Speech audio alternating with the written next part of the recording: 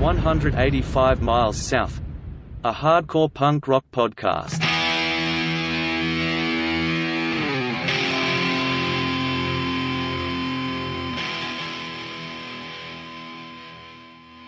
Hey guys, if you want to support the show, please like, rate, review, subscribe, do all that stuff wherever you listen to podcasts.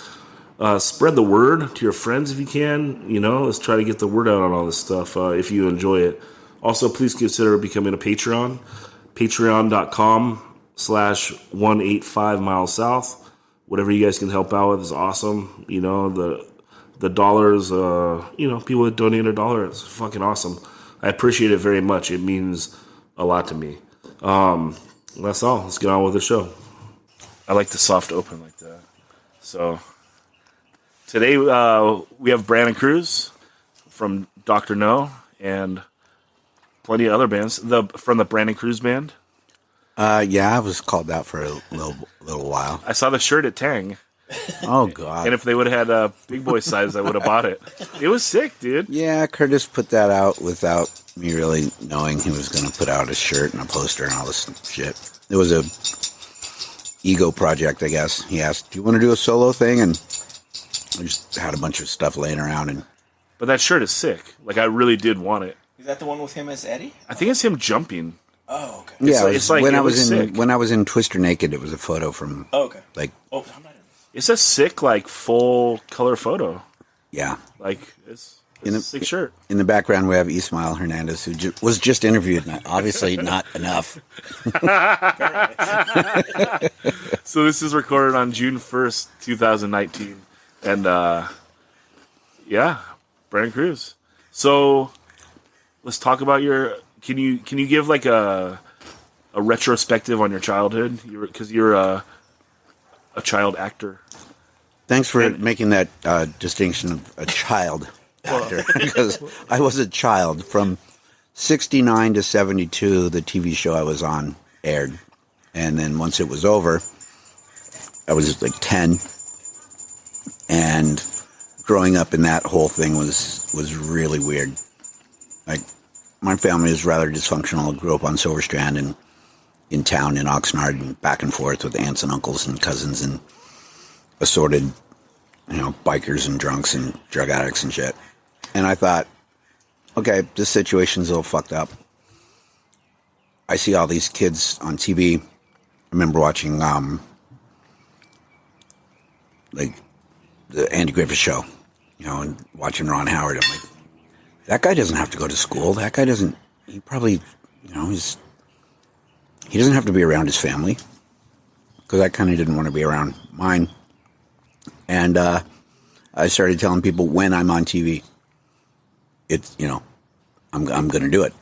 When I'm on TV, this is going to be different. And somehow, I guess my mom got sick of hearing me say I want to be on TV. And they took me to some place in Hollywood that was a total rip-off place, like the Barbizon School of Modeling type of thing, where they just take the money, they take the pictures, and then you never hear from them again. Well, they put my picture in the window, and some guy that worked on Eddie's father was walking by, and he went, "Oh, we're looking for a kid like that." And he walked in, and he asked about me, and the place was very unprepared to deal with that, because nobody'd ever come in and asked for anything from them. And he said, well, the guy lives in Oxnard, and it's, back then that was a day trip, where you put down the seat in the family station wagon, put in a mattress, put all the kids in it, and, you took a day trip to Hollywood. This was not in Hollywood. But the guy got in touch with my folks. My mom was in the hospital, I think. My grandparents took me down to Culver City, and I couldn't read. I was in first grade, and so first grade in Oxnard, you don't know how to read yet. And I walked in and I got the part. I don't think I knew how to read in first grade either, so don't feel bad. Hollywood Beach School. Well, it's still Oxnard. Thank you. The lovely Ellen Hernandez has just served me a cold beverage. You're welcome. Thank you so much. So I got this part when I was 6, and we filmed a pilot in 68, and the show premiered in 69, and then by the time I had to come back up to Oxnard to like get assignments from school because I had a private tutor on the set. I went to the school and the principal said, okay, well, you can't go out on the playground. I was like, why not?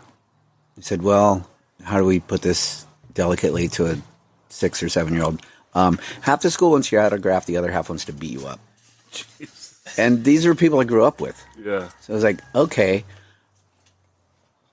being famous sucks. I didn't really know I was. I went to bed before the show was on. I didn't see it. I didn't know that it was as big as it was. And so I was this awkward, didn't feel like I fit in kid, all of a sudden now really not fitting in, even among the people I grew up with. Sure. And, you know, the perks that come with being that really distort the fuck out of a kid. And well, it's so young. yeah. And I might have like 2 memories of being 6. You know, like that's so young. yeah. And like my life from 6 to 10 is, you know, in vivid color. Yeah. Documented with, you know, thousands of photos and a bunch of TV episodes. And then I finished that show, 72, and immediately started doing guest spots on like Kung Fu and Gunsmoke and Medical Center and shit like that. And I never really got to go to school. Yeah. You know, I had to go once in a while to go get assignments, and they would have me go to schools in LA to get the assignments because Oxnard was not really where I was living anymore. I was located down in LA from the studio. They got the family a house. And, you know, we moved all over, really, so I never really had, like, a group of friends. Some of the guys I grew up with on Silver Strand and stuff still, you know, I could still show up and it didn't matter. Like, you know, it'd be an afternoon and they'd be home from school and I'd be home from the set. And it was, well, who can ride the longest wheelie or who can ride their skateboard, you know, through this thing or over this thing or, you know, who's going to paddle out because the waves are kind of big and the older guys are out there, you know, headling us. So I kind of found a solitude or an acceptance in the skate and the surf world. I never did team sports. That was, you know, I wasn't going to go play Little League or, you know, Pop Warner football or anything like my brothers did because it was just too much of a scene when I showed up because I was known.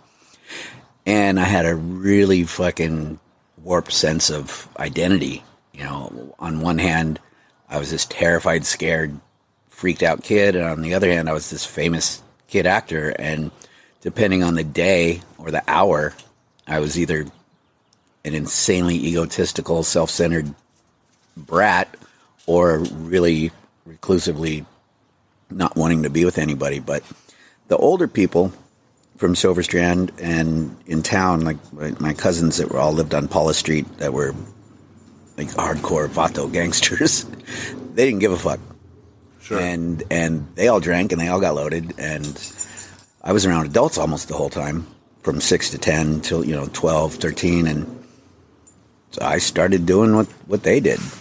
And my parents were not incredibly watchful. Yeah. And you're the oldest of I'm the your oldest brothers and of sisters? 4, yeah. And then can you go down the line how much younger they are? Let me see. Zorba is, he's 3 years younger than me, so he's like almost 54. I just turned 57. Then there's Mandy, who's like, I guess 52, and Blake, who's 51. Do they all go out with you when you're living in the house in L.A.? No. Half the time I wasn't even around Mandy, Darren, and Blake when I was growing up. Yeah. So I got kind of separated from that whole thing. So it was like weird that, you know, I didn't get to grow up with my brothers and sister. Yeah. So around 75, I was 13.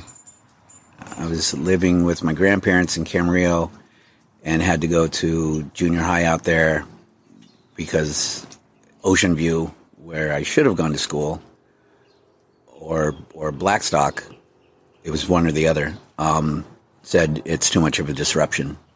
And either he's going to get his ass kicked or we don't know what's going to happen because it was fucking crazy back then. Yeah. You know, in the 70s in Oxnard. And the kids didn't know how to handle somebody being famous, and I didn't know how to handle being famous. And Well, I think that, like, so I went to school in Camarillo, and then then high school, then I did Bad News Bears in '75, and that like really catapulted more like attention. And like I was stoned the entire time we filmed that show. Yeah, like, I was. They had trash cans full of beer for the grips and electricians and the whole crew, and me and the guy Jackie Earl Haley who played Kelly Leak on that show. We'd grab a handful of beers and go over this little mound of grass with this 19-year-old girl that lived across the street. We were both like 13, and we'd smoke these little pinner joints of shitty Mexican weed and drink beer, and then they'd be looking for us, and we'd go and film our scenes, and we were just stoned the whole time. And I got really into surfing and skateboarding, and then in '76 they decided, we're premiering Bad News Bears in London, and we're going to send some people over, and some people couldn't go, and it ended up just being me and my grandma. And we checked into this hotel in London, and it was July 3rd, and we're checking in, and some guy yells out, "Hey, there's that kid from Eddie's father in Bad News Bears." And I look up, and it's these 4 guys in leather jackets and long hair, and one of them knew me. And I'm like, who are you? He goes, "We're the Ramones." I didn't know who the Ramones were. Sure. But this guy was Eddie's father fan, and, it was Johnny. Yeah. And he said, "Well, we're a band, and we're from New York." And I go, "My uncle lives in New York." It ended up they knew my uncle. What? And my grandma figured, well, if they're a friend of Uncle Jack's, they must be nice guys. Mm-hmm. And she was used to, her son was a biker, so these guys didn't look much different. Sure. Their leather jackets and long hair. And Johnny was a really nice guy, and he said, "You got to come see our band play." So I got to see the Ramones play in London in '76, and I just went, "Fuck yes, yeah. This is it. Like This is Black Sabbath played at 45. Yeah, this is what I feel inside. This is like I found a group of people that didn't give a fuck who I was. Yeah, I mean Johnny was a fucking weirdo fanboy about shit, but it just the punk rock scene was like." In London, then it was, it was all these. Well, it was London in '76, so the people in the audience were, people that were in bands. And I think the Pistols and the Clash played the next night in Sheffield, and I hadn't heard of these bands. I didn't know. I knew about Devo and Beefheart and Zappa, and my mom would always play Iggy and MC5 and stuff like that because she was, a subversive hippie. And when I was doing Eddie's father, she worked for MGM Records, so we got to meet a lot of people. And I got to go to a lot of shows, like at the Troubadour and the Whiskey when I was a little kid. So, different types of music were always of interest, and the more kind of less mainstream or the more far out, freaky shit. I mean, fringy. Yeah, Zappa. I lived across the street from Zappa for a little while. And Captain Beefheart handed me, and I didn't know it was Captain Beefheart. We called him Uncle Don. Mm-hmm. I didn't even know it was Beefheart for a long time. He handed me a cassette in, I think, 73 or 74, and he goes, "If you like us and our weird shit, kid, you'll love this." And Devo had opened for him in Ohio, and he had a cassette of them, and I listened to it, and I heard Jocko Homo, and I just went, yeah, this is interesting. It's kind of weird, but it had my interest. Then I met the Ramones. They told me, "Hey, if you go back to New York, ask your uncle to take you to these clubs." So I got my first taste of punk rock in New York, and then I came back to L.A., and The Mask was going on. So we were in Hollywood one day. I think I had an audition for something, and I didn't get it. And we went to a record store, and there was this guy in there. His name was Helpy. Or I think it was Poser. I think it was the first Poser. That was not where Poser was on Melrose. It was off Hollywood Boulevard somewhere. He said, "Well, there's The Mask, but I don't know if they'll let you in. You're kind of young." And my grandma drove me there. It was like 7 o'clock, and you could hear music, and there were people hanging out. And I was kind of scared. I had long hair, and it was an older group of people. But Brendan Mullen knew who I was somehow. I think Alice Bagg recognized me, first off, and Belinda. Because Belinda, when I went to high school in Camarillo, Belinda was a cheerleader in like Westlake or somewhere. Yeah. So she knew who I was, so I got to like get a little tour of it and listen to a band rehearse. And I was like, okay, these guys are pretty fucking out there. And I wasn't quite ready to get into it, so I like experienced it. I went back a couple times. I saw a couple of, really amazing bands. I met Black Randy and got to see them play. And he couldn't hear me tell him my name over the noise when I first met him. Kept asking my name. I kept saying Brandon, and he went, Random? So he took me into the club, and he started introducing me to people going, this is Random. And there was a band called The Randoms. Yeah. So You're lucky that didn't stick. People Could have ended up with a weird punk name. Yeah.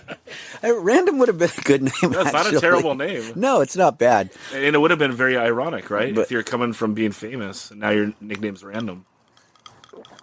That wasn't lost on me. And I kind of wish it had stuck. But I didn't, I hadn't met the Hernandez brothers yet. I hadn't met Kyle and the guys from Aggression yet. Well, I knew the guys from Aggression because they lived on Silver Strand. I knew Hickey and those guys. We used to all surf together when everybody had long hair and just smoke dirt weed. What was their age compared to you, Mark Hickey and Kyle? Well, Kyle's the same age, but Hickey and Henry and Big Bob are all, well, Bob's alive. Mark and Henry were probably, 5 or 6 years older. Okay. So if I was 18, these guys were already, legally buying beer, and yeah, that was nice to have. But they worked at the corner store, sure, or Beams back then, and we never had any problem getting alcohol. Sure. That was easy. But I'd been living with my grandparents in Camarillo and was just surfing and skating, and I pulled a check out of the mail at my grandparents' house, and it was a pretty good amount, and I took it to the bank and cashed it, and I went to Hawaii.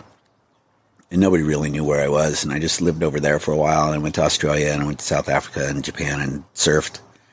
And just kind of toured around until the money ran out, and the punk scene was, getting more popular. More people in Oxnard. Becca was into it, and these guys Art and Joey on Pierpont. And at that point, Ventura and Oxnard really didn't get along. What year do you think this is? This was 80, okay, and it was before I joined Dr. No. So it's the only local band that had a release at that point is the Rotter stuff. Yeah, the Rotters were out, and I think the next was MIA. We're on a comp. And What was the name of that comp? Ventura. Huh? They're a Ventura Yeah, band. the Ventura MIA. The Tooth and Nail?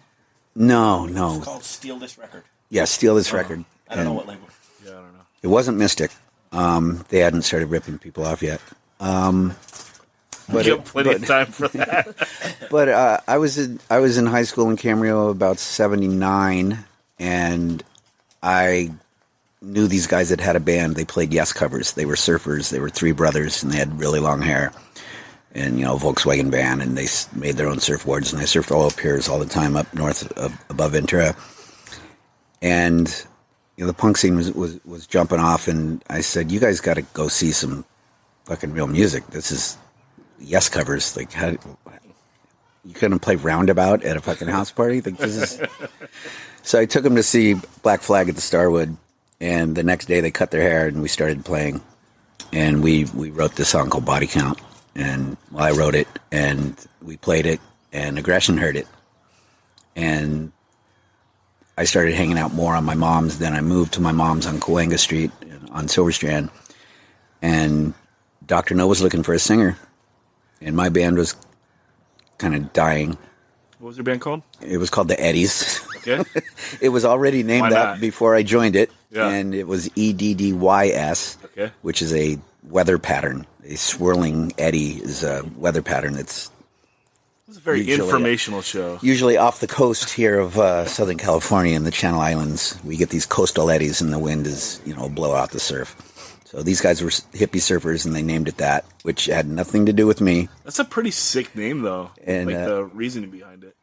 Yeah, which, some people are like, oh, you were in the Eddies, you named a band after yourself. It's like, no, that was Butch Patrick. He had Eddie and the Munsters. Yeah. And and it would get confused sometimes. It's like, oh, you're that kid from TV. Do you do the Munsters song? Like, no, that's somebody else.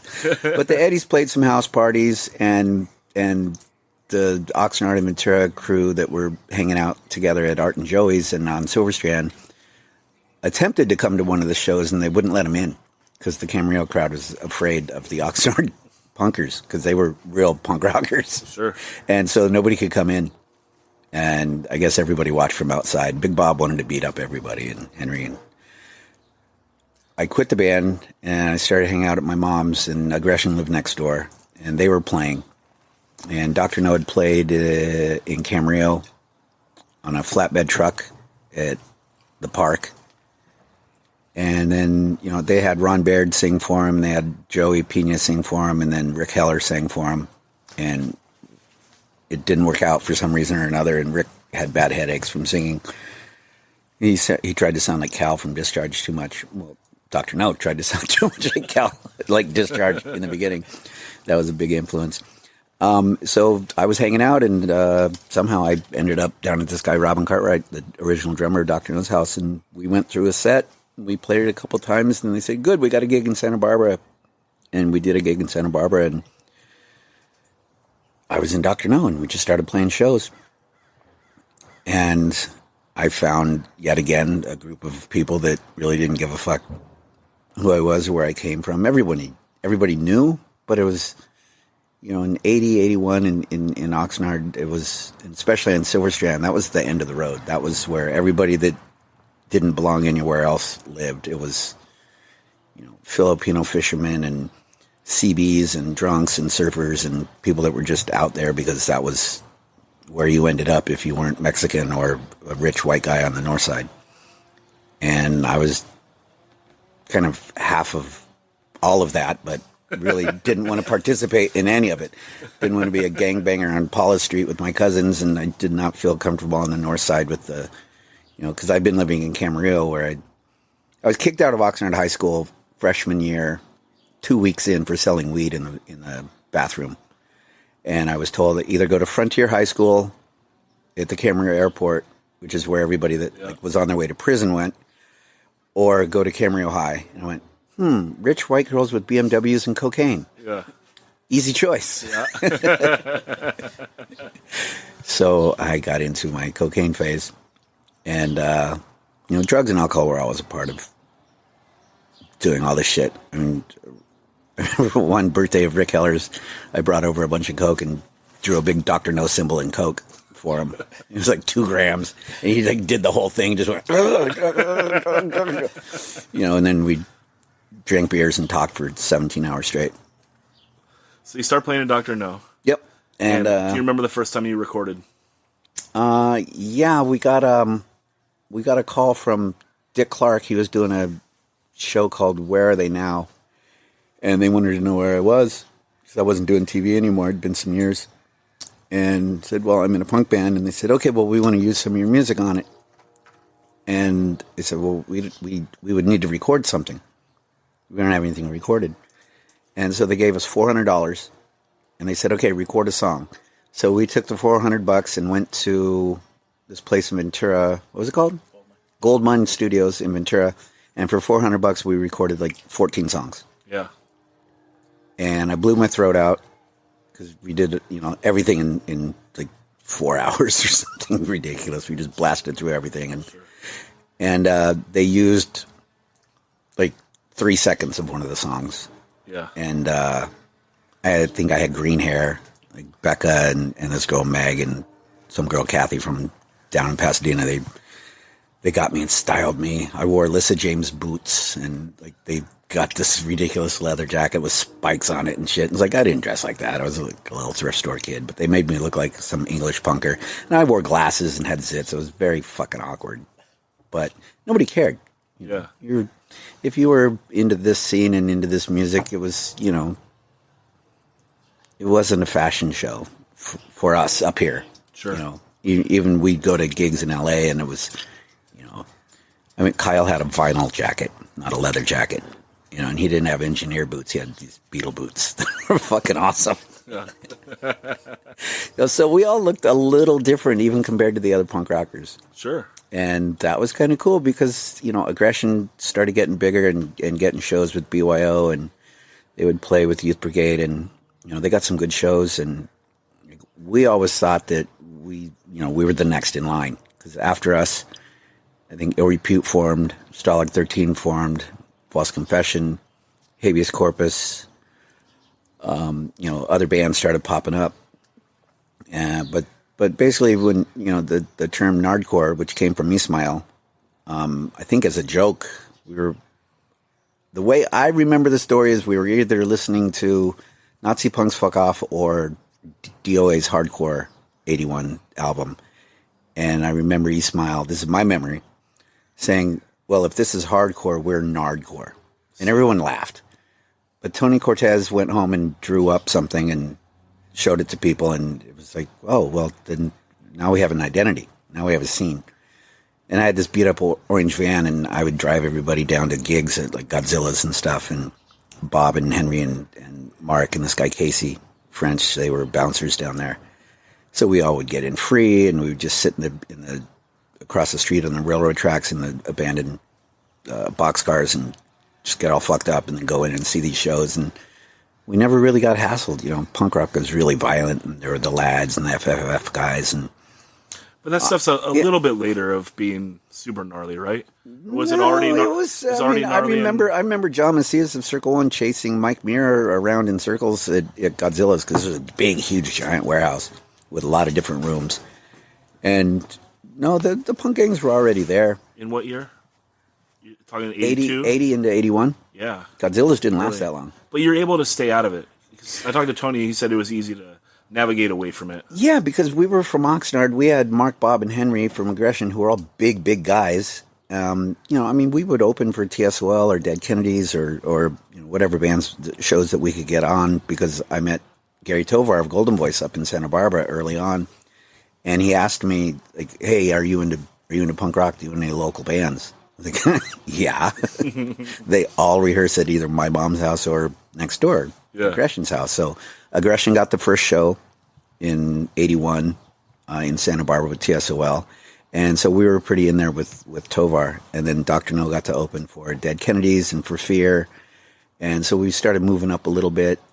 And then Circle One gave us a show in L.A. We made like our L.A. debut. And Jaime and Gilbert Hernandez of Love and Rockets comic book, not the band, fame, who's also Ismael's brother, who's the bass player of Dr. No, they drew all the flyers for us. Yeah.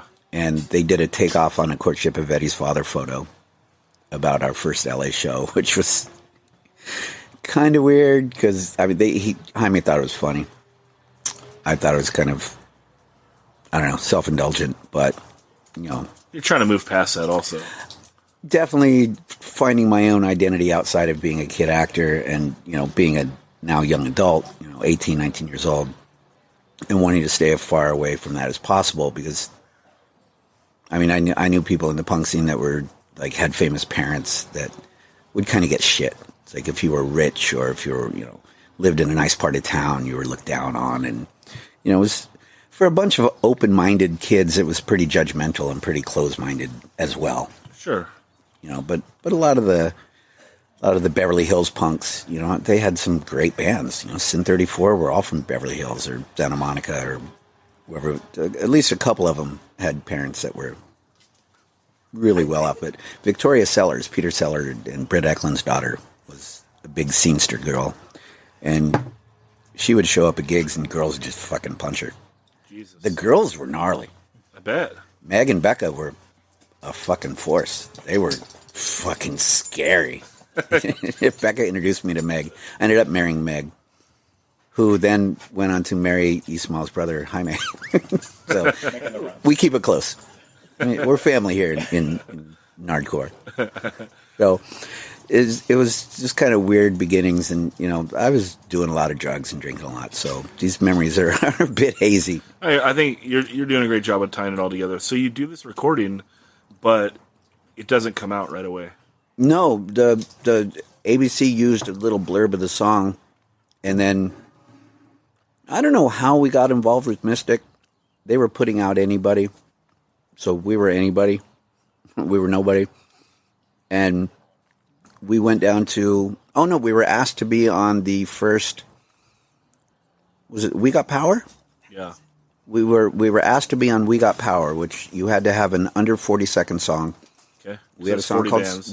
40 bands, 40 songs, under 40 seconds. We had a song called Savior that was like 39 seconds as recorded. So we had a master of it, and we took it down. That's how we got involved with Mystic, because they were putting it out. But We Got Power was a zine that was put out by Jordan Schwartz and Dave Markey of Sin 34. Yeah, I mean, they know what they're doing, because that compilation is sick, but that one it's like above and beyond the other Mystic comps. You can tell that someone curated it. It was, and I mean, like Dago Abortions, who nobody had ever really heard of yet, they were produced amazingly well. There were some songs on there that were, a lot of us had this, where we recorded at Goldmine, we kind of self-produced it. It wasn't really well done. It sounded better than a lot of them, but compared to like Daglo's, it was mud. Daglo's, it was fucking polished, and they were good. Savior gets used a fair amount.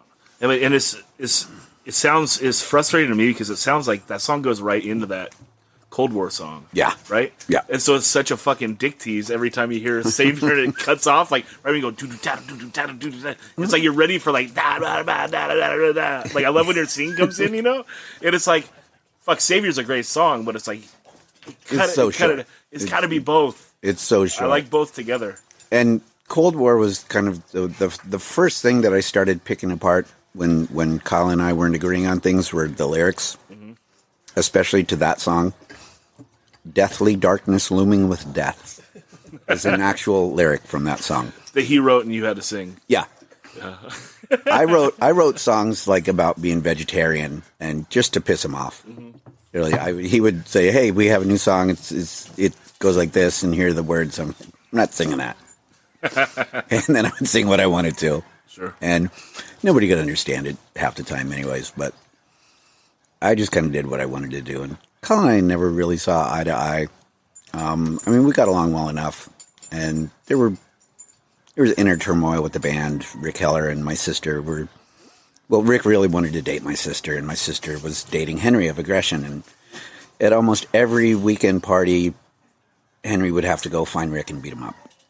And that just made it kind of difficult to be in a band with the guy who got beat up by my sister's boyfriend on a weekly basis for trying to sleep with her. And she was like 15. And Jesus. Rick was not. Well, Henry was like 27 or something. And they were living together. So, the hippie upbringing. And, one less mouth to feed, I guess. There were some lean times over there on Cahuenga, on Silver Strand, and everybody else's, parents were, I don't know, they were broken homes, and, everybody just kind of banded together because we're all we had. We weren't jocks, we weren't hippies, a lot of us skated, some of us surfed, but that wasn't the main identity. It was the music really bonded everybody. But Art and Joey's house on Pierpont in Ventura was where some of the Ventura guys would come by and see these Oxnard guys in there, and there would be a little vibe in the air, like because there was a surf war about Oxnard and Ventura did not get along. But Art and Joey's was like the DMZ. You just did not fuck with anybody there. And it gave us the ability to kind of venture outside of, like on Silver Strand, there's a traffic light that leads to like the rest of the world. Sure. Because there's only one road in and one road out. And going past the traffic light was kind of, that was venturing out into the unknown. And we were able to go, it's like 5 miles to Pierpont, but it might as well have been, forever because you got up into Pierpont and you didn't know if you were going to run into Epi or Poodle or some of the crazier older guys up there that just wanted to beat up anybody that wasn't from Ventura because you were going to surf the dredge. But we lived on Silver Strand. It's like, well, you weren't going to come and surf the jetty or the bowl. But punk rock kind of neutralized that. And there really wasn't a Ventura band. There was MIA. But weren't half those guys from Oxnard anyways? No, they were all from Ventura? Oh, yeah, they were. They called themselves the Spiderheads. They, grew their hair out and spiked it up, and they were they did harder drugs than we did. It's a cool clique name, though, the Spiderheads. Yeah. Kind of appreciate it now. Oh, they were fucking awesome. They were on a comp before anybody else. Yeah. They were on that. They had a song, "Last Day at the Races." You listen to it now and it holds up. It's a fucking great song. That's cool. You know, and those guys. Who was it? Bruton, Joe Eddie. Who else was in that band? Bob Porter. Becca's. Bob Porter's the doctor now. So is Becca. We got doctors in Nardcore. It's fucking weird. So you started to have a falling out with Kyle. Yeah, it was turning it a little. I mean, there was the common kind of unspoken thing about the different bands of like the first four from Oxnard, like Aggression. They were the bigger, older guys who were more established, and they were just big, so they kind of commanded. Like they got the first of everything or did everything first, and everybody else followed. And they were like the bluesy kind of based rock and roll. Like they were like an early. They called it speed rock or skate rock, but really Henry was a blues guitar player who just played faster. Sure. Dr. No was metal tinged, I think was something that was used to describe us at one point. And, we had the Black Sabbath influence and Motorhead and Discharge, so we were a bit more of that type of feeling. Ill Repute were probably like the Beach Boys, sped up, because they were the clean-cut American kids. And Stalag 13 was the straight edge, kind of Minor Threatish band. So everybody pretty much stood alone. It was pretty individual. There was no Nardcore sound because everybody recorded differently and had different influences. And everybody kind of found the other people that they had a common interest in. Like I liked Minor Threat, but I didn't want to do songs like them. I preferred the Black Sabbath Discharge, kind of Black Flag stuff that influenced early Dr. No. And then probably 82, we'd played in LA with Circle One. We'd done some shows out of town with Fear and Aggression, and we'd done that TV show, and it boosted us a little bit further up the ladder. But Ill Repute always killed it. So it was kind of Aggression were the top dogs, and us and Ill Repute were kind of fighting it out for a second, and Stalag slowly crawled right up against us too. And my little brother was in that band, so it was kind of a brotherly competition too, which actually happened in our European tour because I'm older, my band was first, we should headline, and you guys play more covers. And yeah, I ended up storming away from the whole tour van. But that's much later. For like 8 hours. It was like 2 years ago in Europe. Yeah. 2017. Yeah. So, yeah, that animosity kind of always was there. And then I have another brother, Zorba, who never really played any punk rock. He was into ska and reggae. And shout out Scott Eddies. They've been going forever, and they're always. They have been. But what's this got to do with ska? It's a tie-in with your brother and your family. Shout out Zorba. Fuck it. I love my brother. I tolerated the band. Wasn't my thing. Ska for me was Specials and Madness and ska bands. Not Save Ferris and No Doubt and okay, I'll piss somebody off. That's okay. I have a reputation of pissing a few people off, especially on Facebook or back in the MySpace days. Man, I had some epic wars with people about shit. Well, let's get to you exiting Dr. No. Well, it was 83. I'd probably been in the band like a year and a half. And Kyle was writing the next batch of songs. And I just kept... he was very well educated, had a very good command of the English language. Really loved enunciation. And I was just content to keep, doing Discharge type stuff and playing faster. And Kyle's a great fucking guitar player and a great songwriter. And he crafted some stuff that was awesome. I just didn't feel it was a fit for me. Yeah.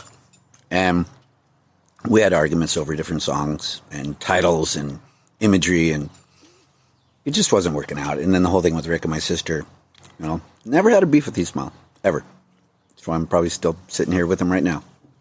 Or am I lying? Are you going to fact check me? Did we have beef about anything? Right now, all kinds of stuff. There will be notes at the end of this, disclaimers and asterisks.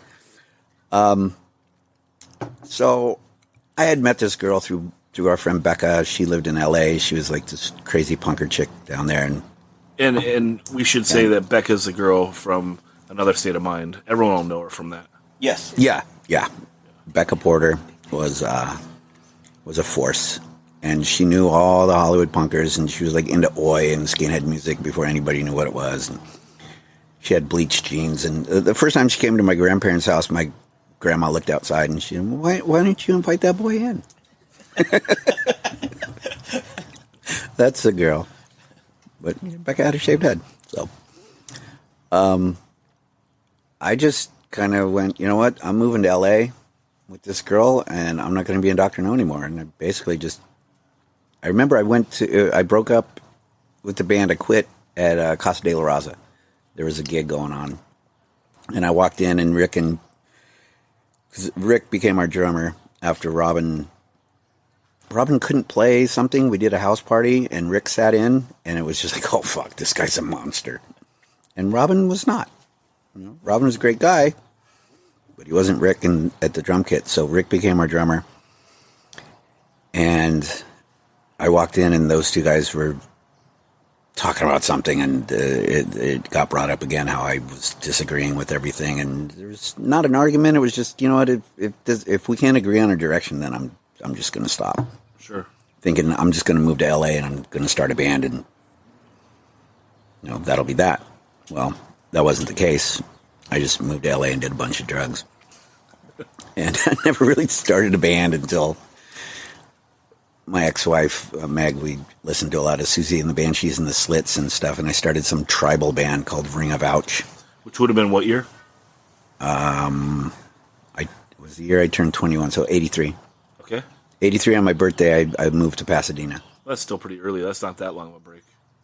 No, but then a Ring of Ouch didn't come about till like 84. And then just before Meg and I were married for maybe a year. I don't know. It was this punk rock, drug fueled miscommunication. What's the SVDB band? Because you have that Friendly Local Police song that's a fucking ripper. Yeah, St. Vitus Dance Band. They were friends from Pasadena that my ex-wife knew, and they were on Mystic, and Mystic was looking around for bands to be on the Copulation EP. And they asked SVB to do it, and one of the brothers, the Makakis brothers, who sang for SVDB, didn't want to sing. And I think I was living next door to one of them.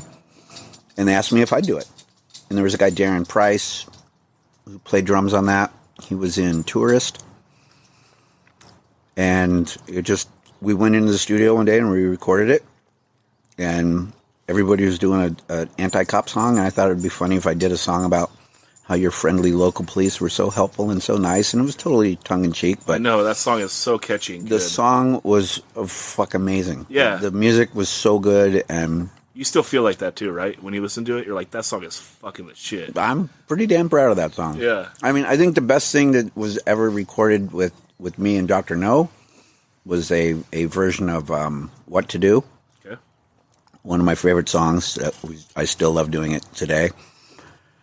But I can listen to it now and honestly say that it stands up as one of the hardest, fastest, most just searing fucking punk rock songs I've ever heard recorded. Whether I'm singing on it or not, it's our version of what Discharge would have done had they written the song, and I fucking love Discharge. Yeah, and it's Kyle's playing on it, Ismael's playing on it, Rick's drumming. I mean, it came together. That was like our peak of power of being a really strong fucking band. And you know, it might sound a little egotistical, but when we're on, even today, we smoke some motherfuckers, man.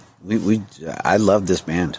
I love playing music with these guys. And now it's me, Fred, and Larry and Ismael, and we still love these songs. We still love doing it. And we recorded a song with a couple of other guys. We recorded a whole album like 10, 11 years ago, and some of the songs off of that are just